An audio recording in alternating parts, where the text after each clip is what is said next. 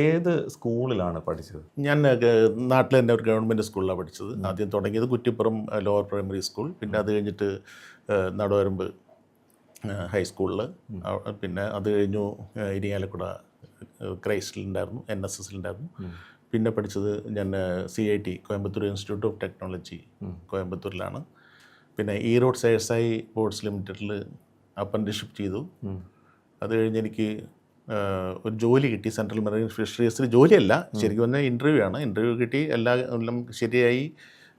അപ്പോൾ എൻ്റെ ആവുന്ന സമയത്ത് അവിടെയുള്ള ആളുകൾ എന്നോട് പറഞ്ഞു, ഈ ജോലി കടലിൽ പോയി ചിലപ്പോൾ സാമ്പിൾ വരെ എടുക്കേണ്ടി വരും.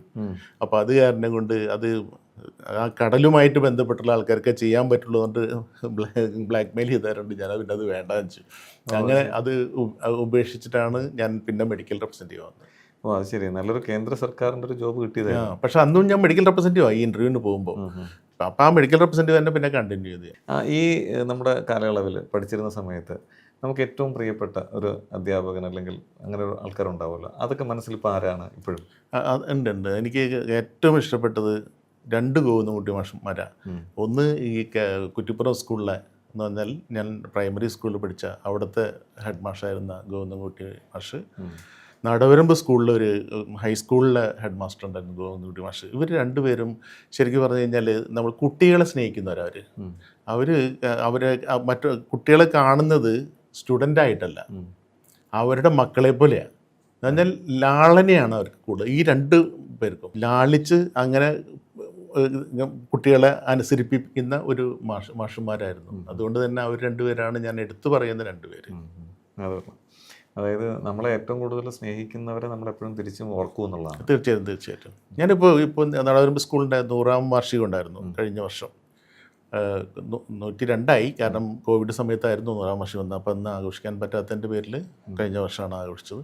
അതിന് ഞാൻ 3 ദിവസത്തെ പ്രോഗ്രാമായിരുന്നു. ആ 3 ദിവസത്തെ ലീവ് എടുത്ത് നാട്ടിൽ പോയി അത് അറ്റൻഡ് ചെയ്ത് എൻ്റേതായിട്ടുള്ള കഴിയുന്ന മാക്സിമം കോൺട്രിബ്യൂഷനും ചെയ്ത് ഞാൻ ഇത് ചെയ്തിട്ടാണ് ഞാൻ വന്നത്. അതിൻ്റെ ഭാഗമായി നിൽക്കാൻ പറ്റും. തീർച്ചയായും. ആ 3 ദിവസം അതിന് വേണ്ടി മാത്രം ഡെഡിക്കേറ്റഡായി അതിന് പോയി. ഞാനും വൈഫും പോയി, എൻ്റെ മകനും മരുമകളും ഉണ്ടായിരുന്നു.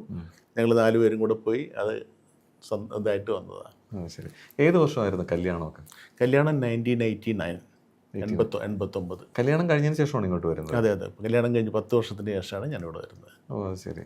അപ്പം ശരിക്കും പറഞ്ഞാൽ ആ ഒരു ക്രൈസിസ് ആയിട്ട് ഇവിടെ നിൽക്കുമ്പോൾ വൈഫൊക്കെ പറഞ്ഞാണോ ഈ ജോബ് മതിയാക്കി ഇങ്ങ് വരുമോ, അങ്ങനെ എന്തെങ്കിലും പറഞ്ഞിരുന്നോ? അല്ല, അത് പിന്നെ തീർച്ചയായിട്ടും പറയുമല്ലോ. എല്ലാവർക്കും ഇത് വരുമ്പോഴും പ്രശ്നങ്ങൾ വരുമ്പോഴും നമ്മുടെ ഫൈനാൻഷ്യൽ ക്രൈസിസ് വന്ന സമയത്തും എല്ലാവരും പറഞ്ഞിരുന്നു. പക്ഷെ അന്ന് ഫാമിലി ഇവിടെ ഉണ്ടായിരുന്നു. അപ്പം ഞാൻ എന്ത് ചെയ്തു? ഏത് വർഷമാണ് വൈഫിനെ കൊണ്ടുവന്നത്? വൈഫിനെ കൊണ്ടുവന്നത് ഞാൻ 2005 വൈഫിനെ കൊണ്ടുവന്നത്. ഏകദേശം ഒരു 9 വർഷം കഴിഞ്ഞ്. 9 വർഷം കഴിഞ്ഞിട്ട്. അത് കഴിഞ്ഞിട്ടാണ്. അതിനിടയ്ക്ക് വിസിറ്റിൽ വന്നിട്ടുണ്ടെങ്കിലും സ്ഥിരമായിട്ട് വരുന്നത് 2005. പിന്നെ മോളെ കൊണ്ടുവന്ന് ഇവിടെ അവരോട് ഇന്ത്യൻ സ്കൂളിൽ ചേർത്തി. പക്ഷെ മോൻ നാട്ടിൽ തന്നെയാണ് പഠിച്ചത്. അപ്പോൾ അങ്ങനെ ഈ ഈവൻ ക്രൈസിസിൻ്റെ സമയത്ത് പറയുകയാണെങ്കിൽ ഞാൻ എന്ത് ചെയ്തെന്ന് വെച്ച് കഴിഞ്ഞാൽ ഞങ്ങളുടെ അതിനകത്ത് തന്നെ ജോലി ചെയ്യുന്ന അടുത്ത സുഹൃത്തുക്കളും എല്ലാവരും കൂടെ ഞാൻ നാട്ടിലൊരു പ്രൈവറ്റ് ലിമിറ്റഡ് കമ്പനി തുടങ്ങി. ഒരു ലോണ്ട്രി പ്രോജക്റ്റ് മനസ്സിൽ കരുതിയിട്ട് കുറച്ച് മില്യൺസ് കോടികളൊക്കെ വരുന്ന ഒരു പ്രോജക്റ്റ്. അത് ഒരു പ്രോപ്പറായിട്ട് ഒരു പ്രൈവറ്റ് ലിമിറ്റഡ് കമ്പനിയാക്കി എല്ലാവരും ഇതിലൊക്കെ വെച്ച് ഞങ്ങൾ പോയി സ്ഥലം വാങ്ങി, പാടവും കാര്യമുള്ള സ്ഥലമൊക്കെ വാങ്ങി, അതിൻ്റെ എല്ലാ പ്രോജക്റ്റ് റിപ്പോർട്ടിലും കാര്യമൊക്കെ ശരിയാക്കി. അത് ചെയ്യാൻ പോകുന്നതിന് തൊട്ട് മുമ്പായിട്ട് ഇത് 40 ഷെയർ ഹോൾഡേഴ്സ് ആയിരുന്നു. ഈ പലർക്കും പല അഭിപ്രായങ്ങൾ വന്നപ്പോൾ പിന്നെ അവസാനം വിചാരിച്ചു ഇനി തലവേദന വേണ്ട വെച്ചിട്ട് അവസാനം വിറ്റ് സ്ഥലം വാങ്ങിയാറുണ്ട്. പ്രശ്നമൊന്നും ഉണ്ടായില്ല. എല്ലാവരും ഇൻവെസ്റ്റ് ചെയ്തവർക്ക് ഡബിൾ എമൗണ്ട് കൊടുത്ത് അത് അവസാനിപ്പിക്കാൻ പറ്റി. അവരുടെ ഷെയർ അവരങ്ങ് കൊടുത്ത് എനിക്കും കിട്ടിയത് അത്രയും വർക്ക് ചെയ്തത്. ഞാൻ ഇവിടുന്ന് ലീവ് എടുത്തിട്ടാണ് നാട്ടിൽ പോയി വർക്ക് ചെയ്യുക. പക്ഷേ എനിക്ക് കിട്ടിയത് അവർക്ക് കിട്ടിയ അതേ ഷെയർ തന്നെയാണ് എനിക്കും കിട്ടിയിട്ടുള്ളൂ. അല്ലാതെ നമ്മുടെ ഫിസിക്കൽ ഇതെല്ലാം അതിനൊരു വാല്യൂ കിട്ടിയില്ല. അതെ, എന്തായാലും ദൈവം രക്ഷിച്ചു. കാരണം നമ്മളാരെയും ചതിച്ചില്ല. അല്ലെങ്കിൽ പൈസ കുറഞ്ഞിരുന്നെങ്കിൽ, കൊടുക്കുന്നതിൽ 1 രൂപ കുറഞ്ഞാലും എല്ലാവരും പറയും. തീർച്ചയായിട്ടും. കാരണം അയാൾ അതിനുവേണ്ടി ഇറങ്ങി തിരിച്ച് അയാൾ എന്തോ പ്രോഫിറ്റ് ഉണ്ടാക്കി. ഇതില്ലാതെ നല്ല രീതിയിൽ നമുക്കിത് അവസാനിപ്പിക്കാൻ പറ്റി. കാരണം അവർ ഇപ്പോൾ 100 മുടക്കുന്ന ഒരാളെ സംബന്ധിച്ചിടത്തോളം അയാൾക്ക് 200 കിട്ടുകയാണെങ്കിൽ അയാൾ ഹാപ്പി. ആ തീർച്ചയായിട്ടും 100 ഇപ്പം നമ്മൾ ബിസിനസ്സിൽ എപ്പോഴും ഇൻവെസ്റ്റ് ചെയ്യുമ്പോൾ എല്ലാം പ്രോഫിറ്റബിൾ ആകണമെന്നില്ല. അതെ അതെ അതൊരു ലക്കും കൂടെയാണ്.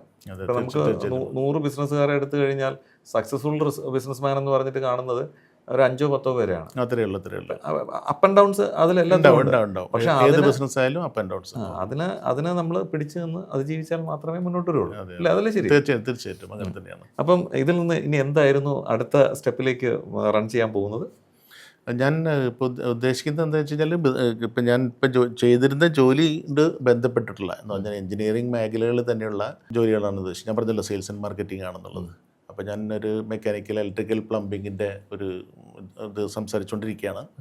അപ്പോൾ അതിൻ്റെ ഒരു കൺസൾട്ടൻറ്റ് പോലെ ഒരു കീ പൊസിഷനിൽ ഇരുന്നുകൊണ്ട് വർക്ക് ചെയ്ത് കൊടുക്കാനും അതുപോലെ തന്നെ ഒരു ഇപ്പോൾ ഈ സോഫ്റ്റ് ഫർണിഷിംഗ് ആയിട്ടുള്ള എന്ന് പറഞ്ഞാൽ അപ്പോൾസ്ട്രി, കാർപ്പൻട്രി, ജോയിൻട്രി വർക്ക്സ്, കർട്ടൻസ്, അങ്ങനെ കാർപ്പറ്റ്, അങ്ങനെയുള്ള ചെറിയ ഇൻറ്റീരിയർ വർക്കായിട്ടുള്ള ഒരു കമ്പനിക്കും കൂടെ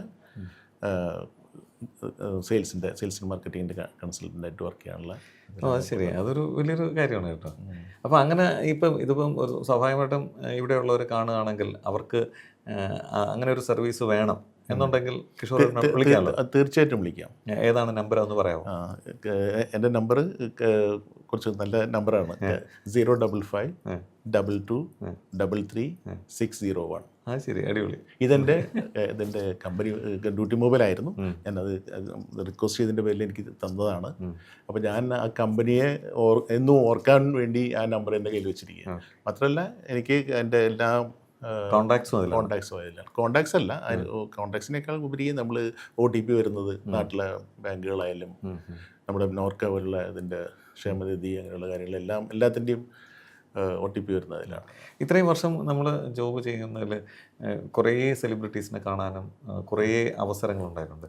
മനസ്സിൽ തങ്ങി നിൽക്കുന്ന നമുക്ക് പറയാൻ പറ്റുന്ന എന്താണ് അതിലുള്ളൊരു അനുഭവം? ഞാൻ കുറച്ചേരത്തെ പറഞ്ഞല്ലോ, നമ്മൾ ഈ സാമൂഹ്യ പ്രവർത്തകനായതുകൊണ്ട് തന്നെ സെലിബ്രിറ്റീസിനെ സെലിബ്രിറ്റി ആയിട്ട് കാണാറില്ല. അവരെ ഒരു ബ്രദറിനെ പോലെ അല്ലെങ്കിൽ ഒരു സുഹൃത്തിനെ പോലെ അന്നും കാണാറുള്ളൂ, ഇന്നും കാണാറുള്ളൂ.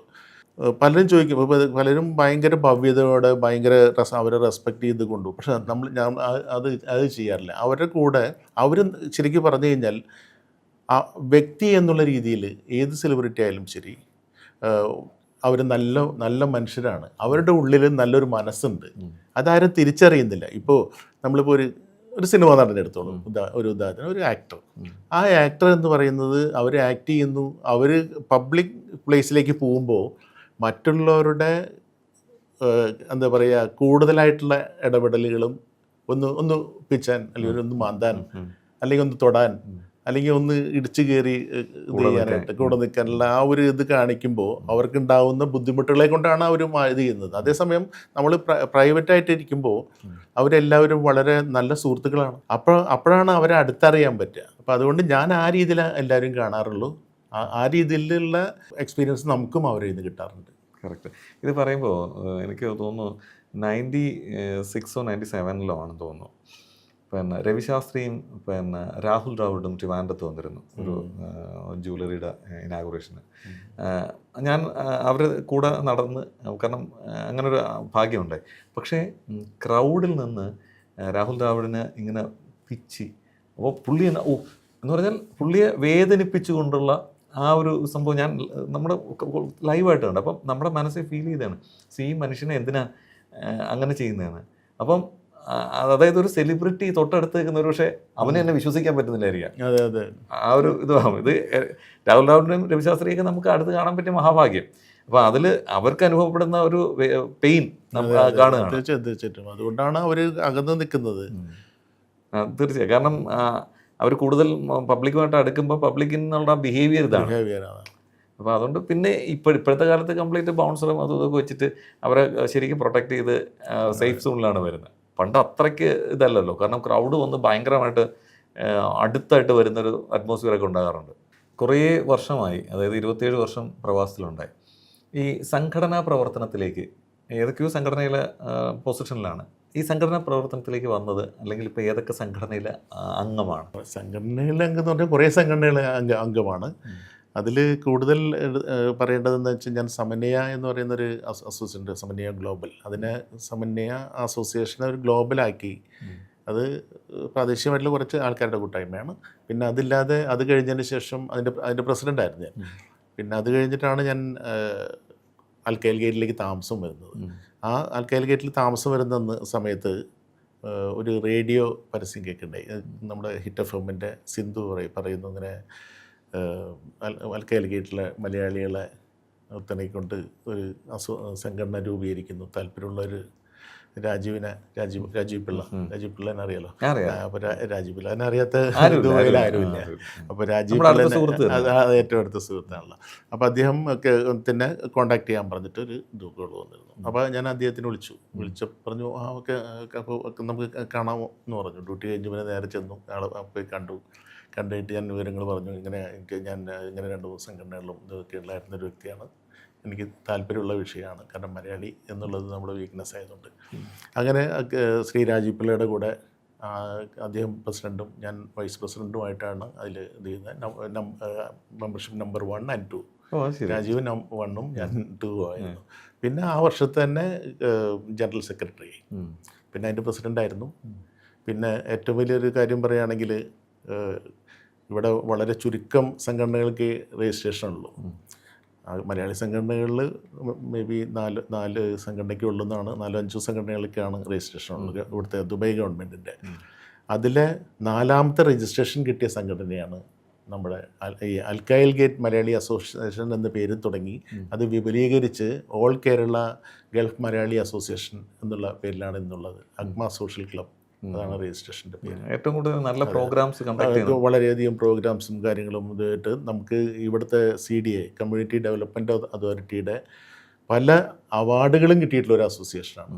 അത്രയും ഈവൻ നമുക്ക് ഫണ്ട് വരെ 2 തവണ ഫണ്ടായിട്ട് തന്നെ നല്ലൊരു സഹായം കിട്ടിയിട്ടുള്ളതാണ്. കാരണം നമ്മൾ കോവിഡ് ടൈമിൽ നമുക്ക് കുറച്ച് സാമ്പത്തിക ബാധ്യതകൾ വന്നിട്ട് ആ ബാധ്യതകൾ നികത്താൻ വേണ്ടിയിട്ട് സഹായം ചെയ്തിട്ടുള്ളതാണ്. അതാണ് പറയുന്നത്, ഈ രാജ്യം എന്ന് പറയുന്നത് ഇവിടുത്തെ കമ്മ്യൂണിറ്റിയെ നല്ല രീതിയിൽ സപ്പോർട്ട് ചെയ്യുന്നതാണ്.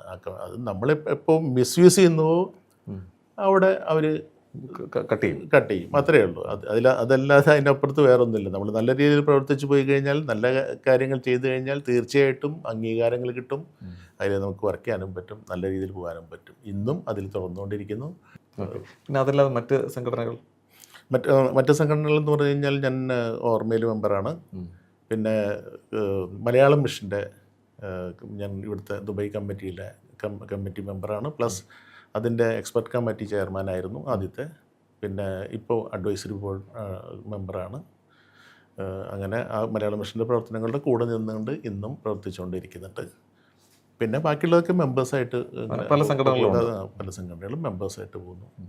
അപ്പം ഇത്രയും വർഷത്തെ എക്സ്പീരിയൻസിൽ നിന്ന് പ്രവാസത്തെക്കുറിച്ച് എന്താണ് പറയാനുള്ളത്? പ്രവാസം എന്ന് പറയുന്നത്, നമ്മളെല്ലാവരും ഒരു കണക്കിന് നാട്ടിൽ നിൽക്കാൻ പറ്റാതെ ആണല്ലോ നമ്മൾ ഇങ്ങോട്ട് വരുന്നത്, അല്ലേ? നമ്മൾ ഉപജീവനം തേടി തന്നെയാണ് നമ്മൾ ഇങ്ങോട്ട് വരുന്നത്. നമുക്ക് അതിനുള്ള ഒരവസ്ഥ നമ്മുടെ നാട്ടിലുണ്ടായിരുന്നെങ്കിൽ നമ്മൾ ഇങ്ങോട്ട് വരേണ്ട ആവശ്യമൊന്നുമില്ല. പക്ഷേ ഓരോ നാട്ടിൽ നിന്ന് വരുന്ന ഓരോ ആളുകളെ, അല്ലെങ്കിൽ ഏത് വിദേശികളായിക്കോട്ടെ, ഈ രാജ്യത്ത് വരുന്നവരെ സ്വീകരിക്കുന്ന ഈ രാജ്യം നല്ല രീതിയിൽ അവർക്ക് കൊടുക്കുന്ന സഹായങ്ങളെ കൊണ്ടും എല്ലാ ഹെൽപ്പും ചെയ്യുന്നതുകൊണ്ടാണ് നമ്മളിവിടെ നിന്ന് പോകുന്നതും. ഇപ്പം ഞാൻ തന്നെ 27 വർഷം, 5 വർഷം കരുതി വന്ന ആൾ 27 വർഷമായി, എന്നിട്ടും ഇവിടുന്ന് പോകാൻ നമ്മൾ തയ്യാറല്ല, പോവില്ല. ഏറ്റവും മനസ്സിലുള്ള ഏറ്റവും വലിയ ആഗ്രഹം തന്നെ ഈ മണ്ണിനോട് അലിഞ്ഞു ചേർന്ന് ഇല്ലാതാവണം എന്നുള്ളതാണ് നമ്മുടെ ഒരു മനസ്സിലുള്ള ഒരാഗ്രഹം. അത്ര പോസിറ്റീവുള്ള രാജ്യമാണ്. അപ്പോൾ അതുകൊണ്ട് തന്നെ ഇവിടെ വരുന്ന എല്ലാവർക്കും ജീവിക്കാനുള്ള ഓപ്പർച്യൂണിറ്റികളുണ്ട്, വളരാനുള്ള അവസരങ്ങളുണ്ട്. നല്ല രീതിയിൽ വിനിയോഗിക്കുകയാണെങ്കിൽ തീർച്ചയായിട്ടും ഒരു സക്സസ്ഫുള്ളായിട്ടുള്ള ഒരു ജീവിതം തന്നെ തരും. ഒരുപാട് സന്തോഷം ഇത്രയും സമയം ഈ തിരക്കിനിടയിലും വന്ന് നമ്മളോട് സഹകരിച്ചതിന്. വീണ്ടും നമുക്ക് ഇതുപോലെ ഇരിക്കാം, കൂടുതൽ വിശേഷങ്ങൾ പങ്കുവെക്കാം. Thank U.